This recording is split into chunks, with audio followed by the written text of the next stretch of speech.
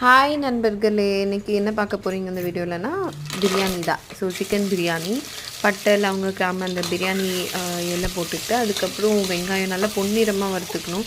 So அது நல்லா brown ஆக தான் நல்லா டேஸ்ட் இருக்கும். ஸோ அது போட்டுக்கிட்டு நல்லா ஃப்ரை பண்ணிவிட்டு தக்காளி ஒரே ஒரு பச்சை மிளகாய் போட்டு ஃப்ரை பண்ணிக்கோங்க. அதுக்கப்புறம் இஞ்சி பூண்டு பேஸ்ட்டு, சைடில் ஊற வச்ச சிக்கன், புதினா கொத்தமல்லி, அதுக்கப்புறம் கொஞ்சோண்டு காஷ்மீரி மிளகாத்தூள். நான் நிறைய மிளகாத்தூள் போடல, ஏன்னா நான் ஃபீட் பண்ணுறதுனால எனக்கு மிளகாத்தூள் நான் கொஞ்சம் அவாய்ட் பண்ணிக்கிறேன். அதுக்கப்புறம் கொத்தமல்லி இது புதினா போட்ட உடனே நான் சிக்கன் ஆட் பண்ணிக்கிறேன். இப்போது சிக்கன் ஆட் பண்ணிவிட்டு அதுக்கேற்ற தண்ணி ஊற்றிக்கிட்டு அரிசியும் போட்டுக்கிட்டேன். இவ்வளோ தான் ஃப்ரெண்ட்ஸ், ஈஸியாக இருக்கும் உங்களுக்கு. பட் நல்லாயிருக்கும், டேஸ்ட்டாக வரும். ட்ரை பண்ணி பாருங்கள். பாய்.